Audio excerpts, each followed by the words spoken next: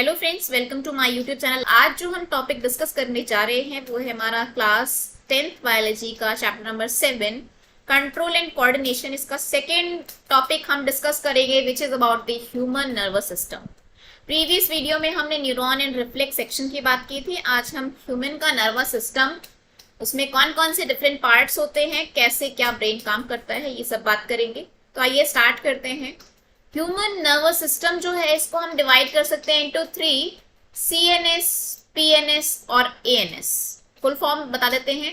CNS होता है central nervous system बेटा, PNS होता है पेरिफेरल नर्वस सिस्टम और ANS होता है हमारा ऑटोनॉमिक नर्वस सिस्टम। ठीक है, अब क्या है कि CNS, PNS और ANS है तो नर्वस सिस्टम के पार्ट, लेकिन इनके अंदर फर्दर सब पार्ट्स हैं। जैसे CNS की हम बात करें, और हमारी NCERT में ये क्लासिफिकेशन नहीं दिया हुआ है बट ये क्लासिफिकेशन इंपॉर्टेंट है। CNS के अंदर बेटा 2 पार्ट होते हैं और दोनों ही हमने पढ़ने हैं, एक हमारा ब्रेन और एक हमारा स्पाइनल कॉर्ड। ठीक है, इस वीडियो में हम ब्रेन पढ़ेंगे और स्पाइनल कॉर्ड हमने थोड़ा बहुत पढ़ा है, जो कि रिफ्लेक्स सेक्शन में बात की थी। बहुत इंपॉर्टेंट है ये रिफ्लेक्स सेक्शन के पॉइंट ऑफ व्यू से। ठीक है, ब्रेन हम इस वीडियो में डिस्कस करेंगे, ब्रेन के तीनों part, fore brain, mid brain और हिंड ब्रेन। फिर हम बात करते हैं PNS की। अब PNS क्या है? PNS की फुल फॉर्म है peripheral nervous system. Peripheral nervous system में सारे नर्व्स आती हैं, यानी न्यूरॉन्स आते हैं। अब 2 तरह के न्यूरॉन्स है, एक है क्रेनियल और एक है स्पाइनल। ठीक है, क्रेनियल नर्व्स और स्पाइनल नर्व्स। नर्व्स न्यूरॉन्स एक ही बात है बेटा। क्रेनियम क्या होता है? क्रेनियम होता है ये स्कल होता है क्रेनियम। ठीक है, क्रेनियल नर्व वो नर्व्स है जो सारी ब्रेन से आ रही हैं। ठीक है, विच अराइज फ्रॉम ब्रेन। और स्पाइनल नर्व्स वो नर्व्स है जो हमारी स्पाइनल कॉर्ड से आ रही है, जो हमारी स्पाइन से आ रही है। ठीक है, तो CNS हो गया ब्रेन और स्पाइनल कॉर्ड, PNS हो गया क्रेनियल और spinal nerve. Autonomous nervous system, autonomous नाम से पता चल रहा है कि ये वो सिस्टम है जो हमारी बॉडी के जितने भी ऑटोनॉमस वर्क, यानी इनवॉलेंटरी काम, जिसमें हमारा कोई मर्जी चलने का काम नहीं है, ऑटोनॉमिक सिस्टम। ठीक है, उसके 2 पार्ट होते हैं, सिंपैथेटिक और पैरासिम्पैथेटिक। हमारे ऑटोनॉमस सिस्टम को कंट्रोल करने के लिए 2 सिस्टम है, सिंपैथेटिक, पैरासिम्पैथेटिक, जो कि हमने 11th क्लास के अंदर जो फिजियोलॉजी है, हमारे बहुत सारे इनवॉलेंटरी काम होते हैं। कोई जो होता है इंक्रीज करना, for example heart rate increase करना, ब्लड प्रेशर इंक्रीज करना या इनको डिक्रीज करना, ये सब जो है कौन कंट्रोल करेगा? हमारा नर्वस सिस्टम। और वो कौन सा वाला पार्ट होगा? हमारा ऑटोनॉमिक नर्वस सिस्टम। ये ऑटोनॉमस काम करता है। ठीक है, अब हम इस वीडियो में जो टॉपिक डिस्कस करेंगे वो है हमारा human brain. Very important topic, और इसको हम पूरा डिस्कस करेंगे। NCERT में जो है वो NCERT तो पूरी कवर है, उसके अलावा जो आप लोगों के लिए इंपॉर्टेंट है, जो इंटरेस्टिंग चीजें हैं, वो भी हम यहाँ पर डिस्कस करेंगे। तो ये स्टार्ट करते हैं ह्यूमन ब्रेन के बारे में। ठीक है, ह्यूमन ब्रेन बहुत ही कॉम्प्लेक्स हमारा ऑर्गन है, और हम जो भी काम कर रहे हैं ना, वो सब किस वजह से है? हमारी ब्रेन की वजह से। कंट्रोल सिस्टम है हमारी बॉडी का। ठीक है, बहुत सारे काम करता है, वो गिनाने की जरूरत नहीं है कि धीरे धीरे जैसे हम पार्ट्स पढ़ेंगे ना, तो वो जब पार्ट्स पढ़ेंगे तो हर पार्ट जो जो फंक्शन परफॉर्म करेगा वही सारी चीजें हम बात कर लेंगे। ऑलरेडी भी हमें पता ही है कि क्या क्या काम हम ब्रेन से कर सकते हैं। एवरेज हमारे ब्रेन का वेट होता है 1 किलो के आसपास, 1 से 1.5 किलो इतना वेट होता है पूरे ब्रेन का। ठीक है, थोड़ा कम ज्यादा इतना होता ही है। और ये ब्रेन होता कहाँ पर है बेटा? हमारा ये ब्रेन होता है स्कल के अंदर। ये जो खोपड़ी होती है इस स्कल के अंदर प्रेजेंट होता है, और इस स्कल को हम कह देते हैं क्रैनियम। ठीक है, उसके अंदर जो ब्रेन होता है, और जो तुम्हारा जैसे अगर हम बात करने की, ये तुम्हारी स्कल है और ये अंदर हमारा ब्रेन है। तो ब्रेन और स्कल, तो ब्रेन के बाहर जो है ये जो स्ट्रक्चर, ये जो जगह है ना, यहाँ पर एक फ्लूइड प्रेजेंट होता है, इसको हम कहते हैं बेटा सेरेब्रोस्पाइनल फ्लूइड। तो यहाँ CSF लिखा हुआ है ना, यानी इस खोपड़ी के अंदर और ब्रेन के बीच में, उसमें जो जगह है ना, उसमें एक फ्लूइड भरा होता है, इसको हम कहते हैं सेरेब्रोस्पाइनल फ्लूइड। यहाँ से बढ़ता हुआ जाता है और वो हमारी वर्टेब्रस यानी स्पाइन में भी होता है। अब ये जो सेरेब्रोस्पाइनल फ्लूइड होता है, इसका काम क्या होता है कि मान लो अगर चोट लग गई, थोड़ी बहुत कुछ हिट हो गया हमारे ब्रेन से, तो वो उस शॉक को क्या करता है? एब्जॉर्ब करने का काम करता है, कि सीधी चोट हमारे दिमाग पर ना लगे। उसके लिए बीच में क्या दिया हुआ है? ये एक उसका हम कह सकते हैं कि प्रोटेक्शन के लिए है, और शॉक से प्रिवेंट करता है कि एकदम से शॉक सीधा ब्रेन को ना लगे। ठीक है, चलिए पार्ट्स ऑफ ब्रेन की बात करते हैं। जो हमारी ब्रेन को 3 पार्ट्स में डिवाइड किया हुआ है, फोर ब्रेन, मिड ब्रेन और हिंड ब्रेन, और फर्दर इनके फर्दर क्लासिफिकेशन है। जैसे फोर ब्रेन के अंदर हमारा 3 पार्ट है जो हम डिस्कस करेंगे, सेरेब्रम, थैलेमस और हाइपोथैलेमस।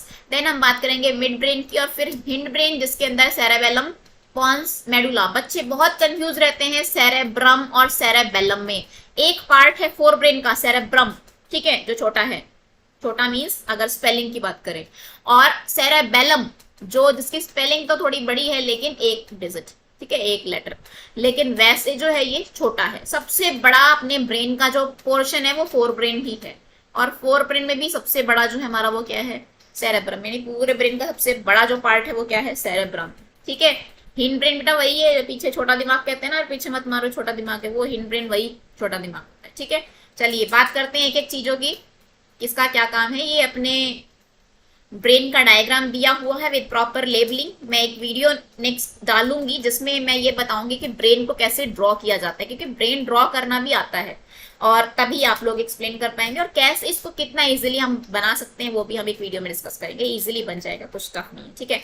चलिए सेरेब्रम की बात करते हैं। सेरेब्रम हमारे जो ब्रेन का सबसे बड़ा पार्ट है, ऑलरेडी बता दिया 70% जो पोर्शन है अपने ब्रेन का वो सेरेब्रम की वजह से ही होता है। अब सेरेब्रम, जैसे आप लोगों ने अखरोट देखा होगा ना, वॉलनट, वॉलनट को जैसे हम खोल देते हैं ऐसे, तो वॉलनट में भी ऐसे 2 पोर्शन होते हैं, इसी तरीके से सेरेब्रम में भी ऐसे 2 हेमिस्फेयर होते हैं, 2 आधे आधे हेमिस्फेयर होते हैं जो एक दूसरे से जुड़े होते हैं फाइबर्स के थ्रू। उस फाइबर को हम कहते हैं कॉर्पस कैलोजम, याद रखना है ये कॉर्पस कैलोजम, ठीक है बेटा। बहुत सारी चीजें हैं इसमें जो 11th के लेवल की हैं, 11th का भी पूरा कवर होगा, 11th वाले भी ये वीडियो देख सकते हैं, 10th वाले भी देख सकते हैं, 10th वालों को थोड़ा सा एडिशनल नॉलेज मिलेगी इससे, ठीक है। अब ये जो यहाँ पर ये जो दिया हुआ है ना, ये मरून कलर का, this one is corpus callosum, ये एक साइड से दिया हुआ है, दोनों को जोड़ा गया है, दोनों हेमिस्फेयर को, अखरोट को जोड़ते हैं ना, वो बीच में एक जैसा होता है, वो कॉर्पस कैलोजम मान लो, ठीक है। अब जो है अगर हम ब्रेन की बात करें, इसमें जो सेरेब्रम है, सेरेब्रम जो है अगर ये पूरा सेरेब्रम है तो इसका जो बाहर वाला हिस्सा है ये हो जाती है हमारी आउटर मोस्ट, जो एक्सटीरियर पोर्शन होता है ना, इसको हम कह देते हैं सेरेब्रल कॉर्टेक्स, कॉर्टेक्स, ठीक है।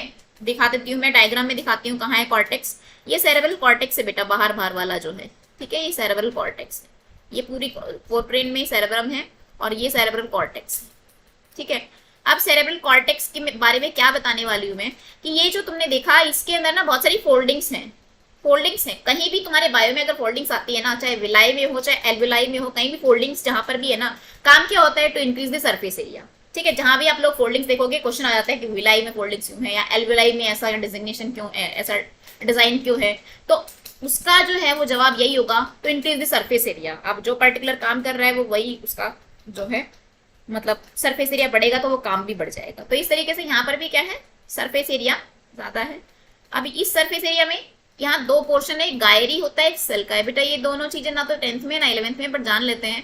गायरी क्या होता है, मान लो जैसे ये तुम देख रहे हो ना बुक में, ये फोल्डिंग्स दिख रही हैं, तो एक तो ये कहीं से उभरी हुई है ना, उभरी हुई है, और एक जहां से ये अंदर से ऐसे ग्रूव जैसा, कैविटी जैसा है। तो ये 2 चीज हो गई, एक हो गई गायरी और एक हो गई सल्का है। ये गायरी होती है फोल्ड्स या बम्प, जहां बम्प आ गया, और सल्काई हो गई ग्रूव्स, कॉर्टेक्स का ही पार्ट है, ठीक है। तो ये गायरी सल्का है। अब ये मैंने कुछ बता दिया है कि ब्रेन के अंदर क्या क्या है, ये सारी चीजें करता है हमारा फोर ब्रेन। मूवमेंट भी कंट्रोल कर लेता है, थिंकिंग भी, इमोशन भी, प्रॉब्लम सॉल्विंग भी, लर्निंग भी, ये सारी चीजें कंट्रोल कर लेता है, ठीक है। बहुत सारी चीजें हो गई ना बेटा। इंटेलिजेंस, हम कितना, हमारा IQ क्या है वो भी यही है, हमारी मेमोरी क्या है वो भी यही है, हम इतने बड़े बड़े प्रॉब्लम्स को सॉल्व कर लेते हैं वो भी यही है, हमारी थिंकिंग भी यही है, इमोशंस का पार्ट भी इसमें ही आता है, सेंस ऑर्गन से जो इन्फॉर्मेशन होती है वो भी इसमें आता है, बड़ा पार्ट बड़ा काम, ठीक है। अब सेरेब्रल कॉर्टेक्स के अंदर 4 लोब होते हैं। अगेन ये हमारी एनसीईआरटी में नहीं दिया हुआ, इंपॉर्टेंट है, लेकिन फ्रंटल लोब, पैराइटल लोब, जब हम पढ़ रहे हैं तो थोड़ा अच्छे से डिटेल में ही पढ़ ले। Frontal lobe, parietal lobe, occipital lobe, temporal, cortex का ही पार्ट है ये। चारों को अलग अलग कलर से दिखाया हुआ, आगे है इसलिए frontal, then parietal, then occipital, then temporal. काम देख लेते हैं, काम वही है, सेंस ऑर्गन से रिलेटेड है मोस्टली काम। फ्रंटल का काम तो बेटा क्या होता है, एक तो लैंग्वेज का काम है फ्रंटल का, ठीक है। दूसरा हमारा मेमोरी से रिलेटेड जितना दिमाग वाले काम होते हैं, दिमाग कॉग्निशन जिसमें लगता है, कॉग्निटिव फंक्शन, हमारी मेमोरी, ठीक है, हमारा लैंग्वेज, ये सारा क्या होता है, फ्रंटल का काम होता है। देन हमारा टेम्पोरल, टेम्पोरल ना कान से रिलेटेड है, ये टेम्पोरल यहाँ पर है नीचे, टेम्पोरल यानी ये कान से रिलेटेड, यानी ऑडियो वाला जो भी स्टिमुलस है, जो भी परसीव करने की चीजें हैं वो है। और इसके अंदर ना एक इंपॉर्टेंट एरिया है, वर्निक्स एरिया होता है और ब्रोका एरिया होता है। एक वर्निक्स होता है और एक ब्रोका, BROCA, ठीक है, ये दोनों एरिया होते हैं टेम्पोरल लोब के अंदर, जिनका काम क्या होता है, ये तो जो है इंफॉर्मेशन, जो भी लैंग्वेज है हमारी, लैंग्वेज से रिलेटेड है दोनों, एक वर्निक्स है और एक ब्रोका है। ठीक है, ये तो इंफॉर्मेशन को क्या करता है, मतलब रिसीव करता है, और ये जो है लैंग्वेज को, सॉरी, और ये वर्निक्स जो है वो उसको समझता है। ठीक है, ये बनाता है और ये समझता है। तो लैंग्वेज से रिलेटेड दोनों पार्ट है, बहुत इंपॉर्टेंट, ऐसे याद करने की उतना वो नहीं है, पर पता होना चाहिए टेम्पोरल में कान सुनने के अलावा अलावा हमारा लैंग्वेज को भी कंट्रोल करता है। ठीक है, नेक्स्ट आ जाता है हमारा पैराइटल। पैराइटल में क्या होता है, टच से रिलेटेड यानी स्किन वाला जो काम है वो है, और ऑक्सीपिटल में बेटा ये देखने वाला यानी विजुअल। तो चारों बता दिए, कोई स्ट्रेस नहीं। फ्रंटल सारा इंटेलिजेंस वाला काम है, रिकॉग्निशन वाला, मेमोरी वाला। टेम्पोरल सुनने से रिलेटेड और लैंग्वेज है। पैराइटल है हमारा टच से रिलेटेड, स्किन के वाले जो काम होते हैं टच वाले, और ऑक्सीपिटल जो है वो हमारा देखने से रिलेटेड, स्टिमुलस से रिलेटेड। ठीक है, इसके अलावा अगर हम कॉर्टेक्स की बात करें ना, तो बेटा जो बाहर बाहर वाला जो एरिया है ना वो थोड़ा डार्क दिख रहा होता है, तो थोड़ा पिंक डार्किश होता है, और अंदर सा कॉर्टेक्स पे से काट लेना तो जो बाहर बाहर की बाउंड्री है उसमें बाहर बाहर थोड़ा सा ज्यादा कलर होता है और अंदर थोड़ा सा व्हाइट होता है। तो ये दो चीजें होती हैं। कई बार हम पढ़ते हैं कोई आर्टिकल और दिख जाता है ब्रेन में, फिर हमें पता नहीं होता है क्या चीजें ग्रे मैटर, क्या चीजें व्हाइट मैटर। तो बेटा ये दोनों पोर्शन होते हैं इसके। ठीक है, बाहर वाला थोड़ा सा ग्रे और अंदर वाला व्हाइट। क्यों होता है ऐसा, अब हम न्यूरॉन पढ़ के आ चुके हैं, न्यूरॉन हम पढ़ के आ चुके हैं, हमें पता है न्यूरॉन के पार्ट्स होते हैं। एक होता है डेंड्राइट्स होता है, फिर सेल बॉडी होती है, फिर तुम्हारा एक्सॉन होता है, फिर उसके बाद टर्मिनल होता है। ठीक है, यही होता है ना। अब जो व्हाइट मैटर है ना बेटा, वो याद रखना है वो किसका है, एक्सॉन का बना। व्हाइट मैटर जो है वो किसका बना हुआ है, सारे एक्सॉन, एक्सॉन यहाँ पर मतलब इकट्ठे हैं। व्हाइट मैटर में सारे एक्सॉन है, एक्सॉन। ठीक है, और जो ग्रे मैटर है ना, इसमें सेल बॉडी है और एक्सॉन के टर्मिनल है और डेंड्राइट है और साइनेप्स है। मतलब सारी चीजें ना ग्रे मैटर में है, सिर्फ व्हाइट मैटर में क्या है, एक्सॉन है। बता दिया ये चीज। चलिए आगे बात करते हैं सेरेब्रम के अंदर। ये एनसीईआरटी में दिया हुआ है तुम्हारे 10th क्लास की एनसीईआरटी में कि सेरेब्रम के अंदर सेंसरी एरिया होते हैं जो इन्फॉर्मेशन रिसीव करते हैं, मोटर एरिया होते हैं जो काम करवाते हैं, हमारी वॉलेंट्री काम करवाते हैं जो हम कर सकते हैं, और साथ साथ इनको जोड़ने का, इंफॉर्मेशन कोई आ रही है सेंसरी से देकर मोटर तक, यानी दोनों को जो है इंटरलेट करना, इंटीग्रेट करना, वो कनेक्शन बनाना, वो एसोसिएशन एरिया। तो ये अलग अलग एरिया होते हैं, सेंसरी एरिया, एसोसिएशन एरिया और मोटर एरिया। ये हो गया सेरेब्रम के अंदर। और लास्ट में इंटेलिजेंस, हमारी थिंकिंग, कॉन्शियसनेस, मेमोरी। बेटा इतना सारा काम है फॉर ब्रेन के सेरेब्रम के पास अकेले। ठीक है, कितना सारा काम हमने डिस्कस कर लिया। ठीक है, ये सारा है। चलिए अब हमने शुरुआत में जब फ्लो चार्ट देखा था तो फोर ब्रेन के 3 पार्ट थे ना, सेरेब्रम था, थैलेमस था और हाइपोथैलेमस। तो चलिए थैलेमस और हाइपोथैलेमस की बात और कर लेते हैं। अब जो थैलेमस है, थैलेमस जो छोटा सा स्ट्रक्चर है, ब्रेन स्टेम सेल्स होती हैं। ब्रेन स्टेम क्या होता है, ब्रेन स्टेम की कुछ पार्ट होता है जो ब्रेन स्टेम बनाता है, जिसमें तुम्हारा मिड ब्रेन आ जाता है। ठीक है, और हिंड ब्रेन के पॉन्स और मेडुला, वो भी बात करूंगी मैं बाद में। चलिए थैलेमस क्या है, थैलेमस का काम देख लेते हैं। ये हमारी सेंसरी इन्फॉर्मेशन से, बेटा एक काम को कई कई ऑर्गन भी करते हैं, तो हमारी सेंसरी इन्फॉर्मेशन से जो इन्फॉर्मेशन, सेंसरी जो भी न्यूरॉन्स के थ्रू जो इन्फॉर्मेशन आ रही है सेंस ऑर्गन से, उसको लेकर उसको ट्रांसमिट करना और मूवमेंट करवाना और कोऑर्डिनेट भी करना, ये सारा काम। ठीक है, तो ये हमारा किसका काम होता है, थैलेमस का। कहाँ बनाया हुआ है थैलेमस, इसमें दिखाया नहीं है हमारी इसमें, बट जहां तुम्हारा हाइपोथैलेमस होता है यहीं पर ही प्रेजेंट होता है। अब आते हैं हाइपोथैलेमस। हाइपोथैलेमस छोटा सा है पर बहुत इंपॉर्टेंट है, बहुत इंपॉर्टेंट है। जब हम पढ़ेंगे 11th क्लास में हमारा एंडोक्राइन सिस्टम, तो हम पढ़ेंगे वहां पर कि पिट्यूटरी ग्लैंड है ना जो बेटा, मास्टर ग्लैंड हमारी ब्रेन के अंदर होती है, मास्टर ग्लैंड। जितने हॉर्मोन्स बाकी ग्लैंड काम करेंगे सबको कंट्रोल करने का काम किसका होता है, पिट्यूटरी ग्लैंड का। मैं दिखा देती हूँ कहाँ पर है, इसमें अपनी बुक में डायग्राम में बना रखी है। देखो ये रही ये छोटी सी ये पिट्यूटरी ग्लैंड। ठीक है, मास्टर ग्लैंड कहते हैं इसको। बाकी सब ग्लैंड का बाप होती है, मीन्स क्या करती है, कंट्रोल करती है। तो ये पिट्यूटरी ग्लैंड को भी काम कब करना है और कब नहीं करना है ना, वो कौन बताता है, वो बताता है कौन, हमारा हाइपोथैलेमस। तो मतलब ये तो और भी इंपॉर्टेंट हो गया ना एंडोक्राइन सिस्टम से रिलेटेड में। ठीक है, थैलेमस के नीचे होता है, हाइपोथैलेमस होता है, और उसके नीचे थैलेमस होता है, उसके नीचे हाइपोथैलेमस होता है। बहुत इंपॉर्टेंट है। इसके ना जो फंक्शन है पॉइंट वाइज लिखे हुए हैं। हमारी बॉडी का टेम्परेचर यही करता है, हमारे मूड्स जो है ये करता है, इंफॉर्मेशन ये जो है हमारे हार्मोन है इसेंशियल वो ये करता है। बहुत सारे ऑटोनोमस सिस्टम से जो भी नर्वस सिस्टम है, जो इनवॉलेंट्री काम है वो भी ये करवाता है। हार्ट बीट बढ़ाना और बीपी, एपेटाइट यानी भूख, ये सारे काम इसके होते हैं। ठीक है, और ये पिट्यूटरी ग्लैंड के साथ एक लिंक बनाता है और नर्वस सिस्टम को एंडोक्राइन सिस्टम से जोड़ के रखता है। यही है जो कि ब्रेन का पार्ट भी है और एंडोक्राइन सिस्टम का पार्ट भी, यानी दोनों का लिंक है बेटा। तो हाइपोथैलेमस बहुत इंपॉर्टेंट है फॉर ब्रेन का पार्ट। नेक्स्ट आ जाते हैं मिड ब्रेन। मिड ब्रेन जो है मेसेनसेफेलॉन कह सकते हैं इसको। ये फोर ब्रेन और हिंड ब्रेन के बीच में होता है, ठीक है। मिड ब्रेन दिखा देती हूँ कहाँ पर बनाया हुआ है डायग्राम में।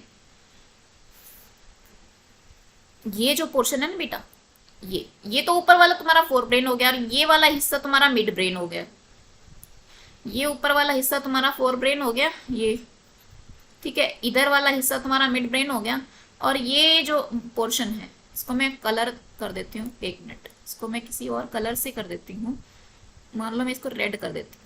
देखो ये वाला हिस्सा, ये वाला हिस्सा, ये तुम्हारा क्या है, मिड ब्रेन, ठीक है। यानी फोर ब्रेन और मिड ब्रेन के, फोर ब्रेन और हिंड ब्रेन के बीच में होता है। क्या क्या काम करता है, बहुत काम है इसके पास। इंफॉर्मेशन एक से दूसरी जगह रिले करवाना इंपॉर्टेंट है इसका काम, ठीक है।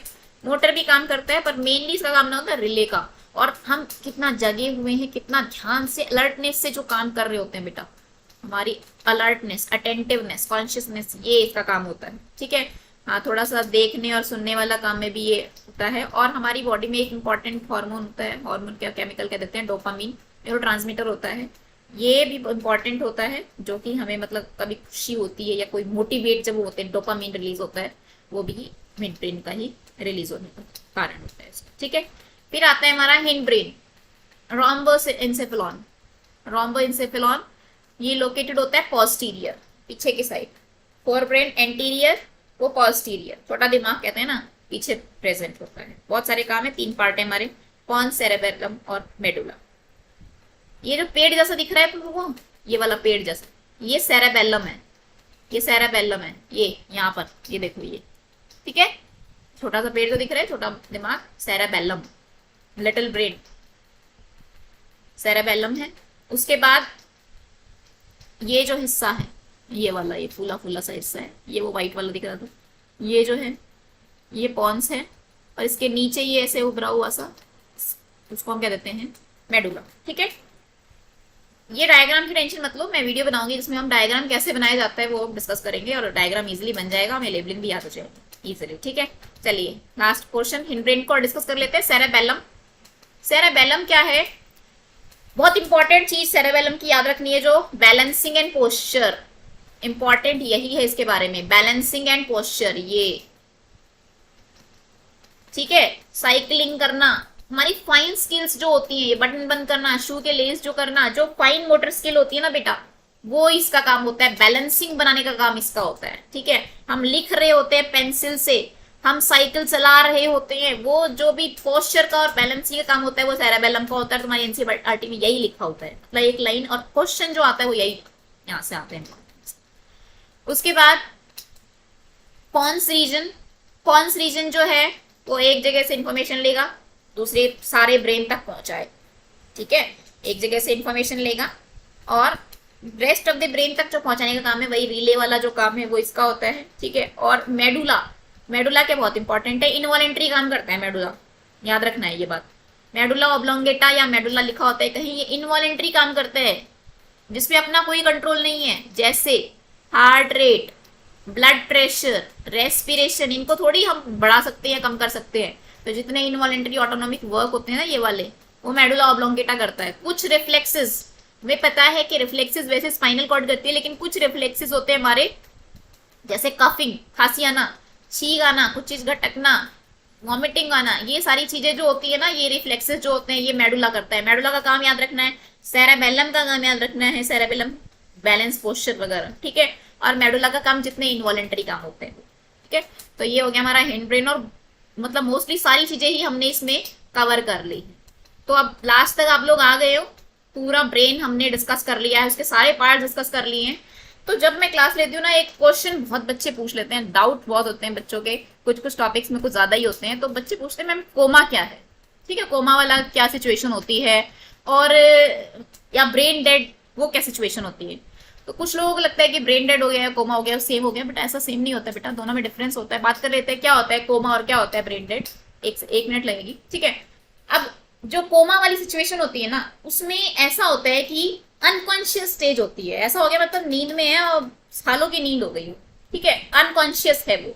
बट ऐसा नहीं है कि ब्रेन काम नहीं कर रहा है, ब्रेन का कुछ हिस्सा काम नहीं करेगा, बट कुछ हिस्सा भी काम कर रहा है। कौन सा हिस्सा काम कर रहा है? वो हिस्से जो हमारी बॉडी के सिस्टम को रेगुलेट करते हैं। भाई हमारी ब्रीदिंग चल रही होगी, अगर जो बंदा कोमा में होगा ना, उसकी उसकी क्या होगी, रेस्पिरेशन चल रही होगी, उसका हार्ट भी चल रहा होगा, वो चीजें तो चल रही होगी, तभी ना वो लाइफ जी रहा है। उसको मरा हुआ नहीं घोषित करते हैं कोमा वाले को, वो जिंदा होता है बट वो कॉन्शियस नहीं होता है, ठीक है।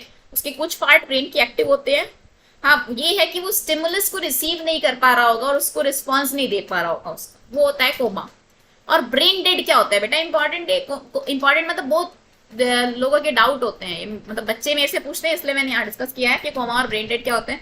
अब ब्रेन डेड क्या है बेटा, ये तो डेथ ही मान लो, ब्रेन काम नहीं करेगा, और ब्रेन काम नहीं करेगा तो बंदा कितनी देर तक नहीं मतलब जी पाएगा।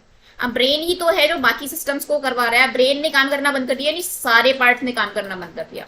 अब सारे पार्ट्स ने काम करना बंद कर दिया तो वैसे वेंटिलेटर पर कितने भी टाइम जिवा लो, लेकिन वो डेथ ही मानी जाती है, थोड़े टाइम में उसकी डेथ ही हो जाती है, कि फंक्शन जो है अपनी बॉडी के धीरे धीरे धीरे धीरे वो खत्म ही हो जाएंगे और ब्रेन डेड अल्टीमेटली डेथ ही हो जाती है। बट कोमा वाला बंदा सालों साल होता है। कोमा में रिकवरी होती है, हो सकती है, ठीक है, होती है, ये जरूरी नहीं है, हो सकता है तो वो ऐसा ही रहे कितने सालों तक भी ऐसे ही डेथ हो जाए उसकी। पर कोमा वाले बंदे के चांसेस होते हैं कि वो रिकवरी में आ जाए, कॉन्शियस हो जाए वो अनकॉन्शियस, ठीक है। लेकिन ब्रेन डेड जो पर्सन है वो क्या होगा, उसके तो वो इरिवर्सिबल कंडीशन है, वो डेथ हो जाए। तो ये थोड़ा सा एक लग रहा था मुझे कि ये बता देती हूँ बात, ये थोड़ा सा एक्स्ट्रा बोनस इन्फॉर्मेशन है आप लोगों के लिए। तो ये बेटा हमने ब्रेन के बारे में सब डिस्कस कर लिया। होपफुली आपको टॉपिक समझ आ गया होगा, नोट्स भी प्रॉपर दिए हुए, टॉपिक समझ आ गया होगा, वीडियो आपको समझ आ गई है तो इसको लाइक कीजिए, शेयर कीजिए, चैनल को सब्सक्राइब कीजिए, और जो भी हमारी नेक्स्ट वीडियो आ रही है उनका फायदा उठाइए। Thank you so much.